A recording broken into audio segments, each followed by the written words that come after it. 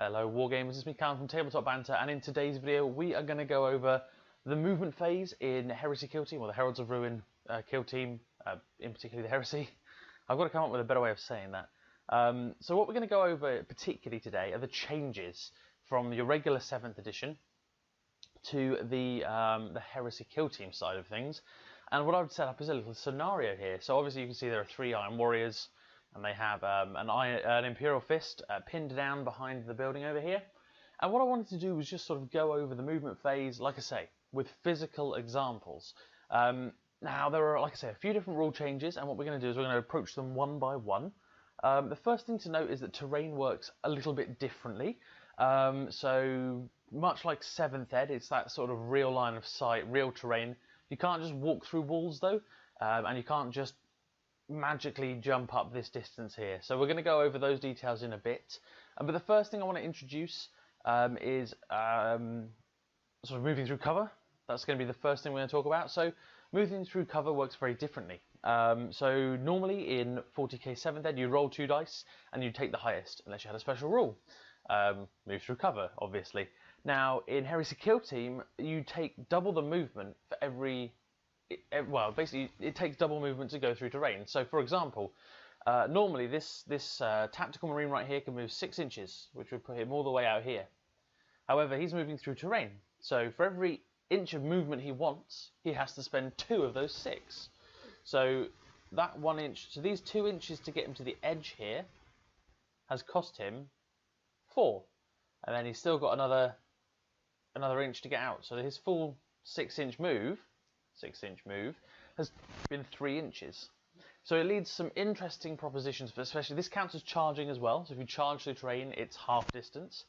So this means that positioning, using terrain wisely and not just bunkering down, is quite important. And it also comes to dilemmas like this. So this guy could obviously spend 2 inches to pop out the terrain and then 4 to move around it. So would it be better him doing that, or would it be better him walking through? Obviously you don't benefit from cover if you're not in it.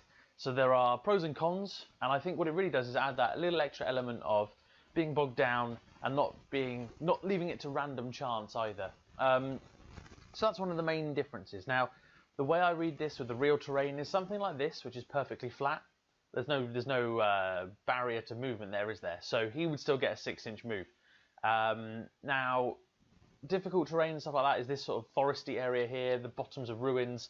Anything that is 1 inch or higher, a model can freely vault over that and take no penalty to movement. Now, if it's more than 1 inch, we are going to go over what a marine can do, or what anyone can do, to overcome that obstacle next. Okay, so we've come across over to this side, this camera angle, so we can see the climbing and jumping mechanism in action. Now, continuing where we left off, obviously the Iron Warriors are starting to encircle our good friend the Imperial Fist. And this guy up here, right now there's not a lot he can do. His line of sight's pretty obscured, and he wants to make his way over to get to, obviously, the Imperial Fist guy, hiding behind cover. So what's he going to do about it? Well, in regular 40k, you'd just take your free movement down, you'd walk across. Well, maybe he doesn't want to do that. Part of his movement can be a jump. Now, a jump follows the same rules for movement. You can only jump 6 inches, and you can never jump more than is equal to your move.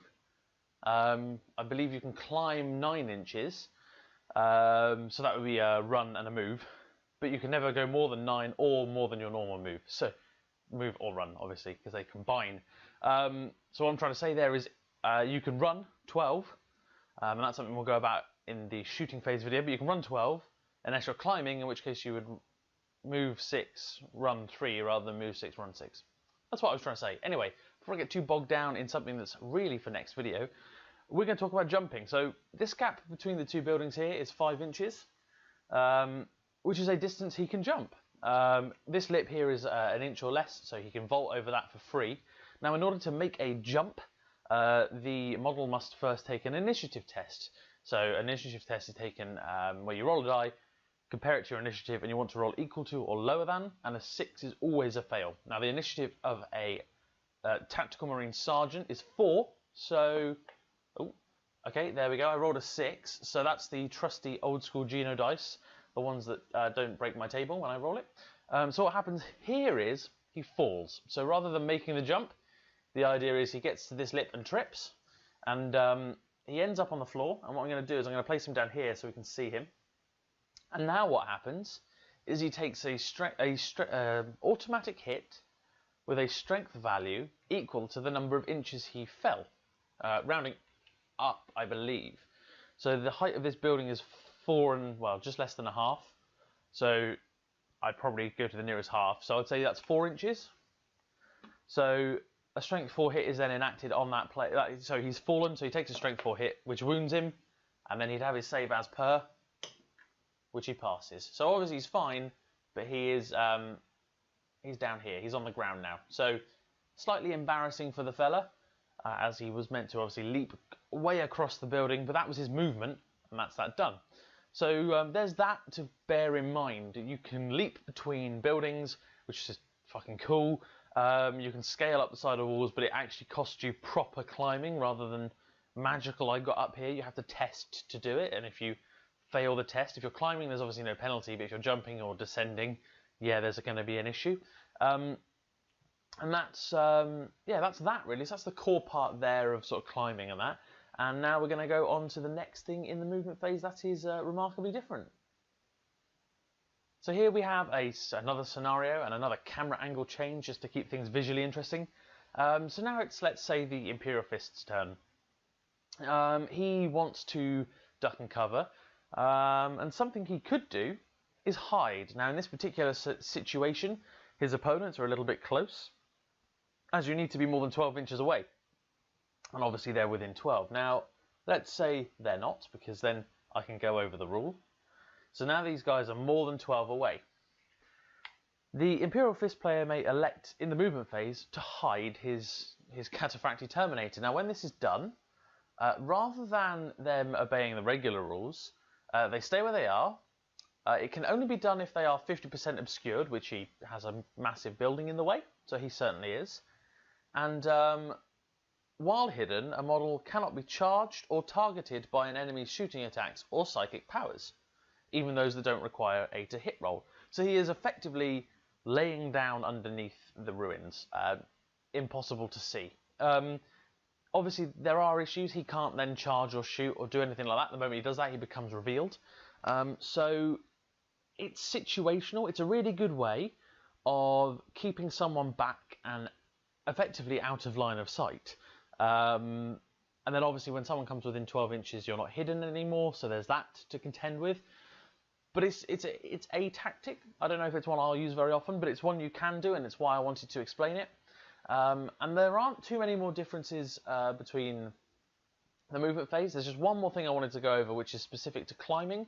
So we're going to go take a closer look at that.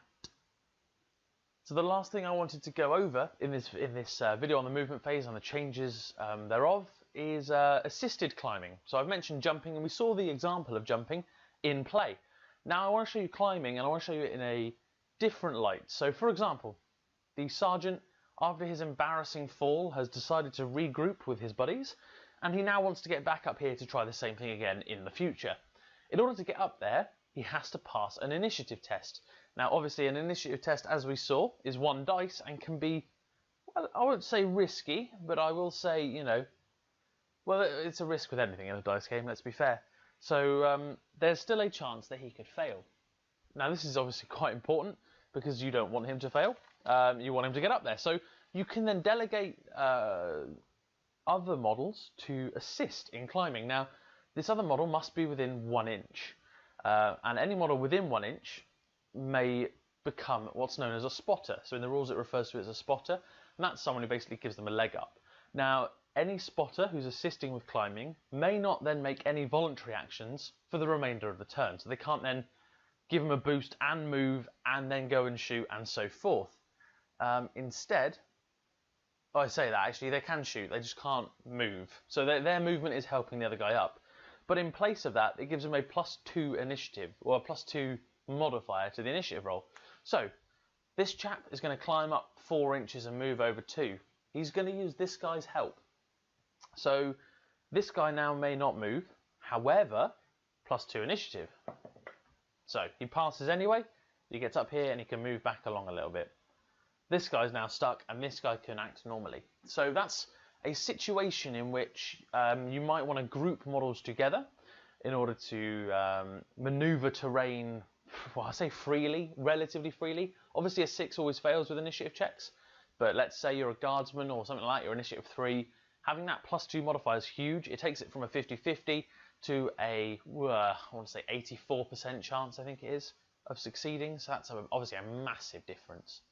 And that's pretty much it for the differences in the movement phase. So I'm just going to swing the camera around and say a quick goodbye, and then we'll continue. Okay, so there you have the differences in the movement phase between regular games of Heresy and your Heresy Kill Team games. Obviously there's a few different tactical options that you might wish to consider, and a couple of things just to note as you're playing the game. Now, do they change how the game plays overall? Not hugely. Do they change how immersive the game is? Yes, greatly. So that whole thought process of jumping between buildings as an Astartes, I think that's really fucking cool. The whole assisted climbing stuff, yeah, it does change the gameplay a little bit, but really it's that thematic element that, I mean, a reason to play this game is because you want to get engrossed in that sort of, I want to say movie kind of esque thing, where you've got like a first-person shooter style, where you are using small numbers of individuals in a confined area. And it really adds to that feel, these additional rules. So that's it for this one. I think the next one is likely going to be the psychic phase. Obviously we'll do it in order, and I'll go over that at some point, and we'll wrap it up, obviously going shooting, then assault, do some general changes, and then you'll maybe see a couple of battle reports, hopefully. So like I said, I'm trying my best to keep up with the once a week sort of dealio on a Saturday. Hopefully that'll continue throughout the next couple of months as we go into the summer months as well, and hopefully get some people to play against. I know Harry's looking forward to playing some, and I think Mike said he fancies a couple of games. And obviously if you're in the local area and you wanted to play a game of Heresy Kill Team and don't mind putting up with me recording the whole stuff, or do you just want a game or something, then send me a message on here or on our Facebook page. Either or works for us. So thanks ever so much for watching, guys. I hope you've all had a good week. Leave your thoughts in the comment section below. If there's anything specific you want to ask me or want me to go over regarding Heresy Kill Team, then let me know. And until then, I'll see you in the next one. Bye for now.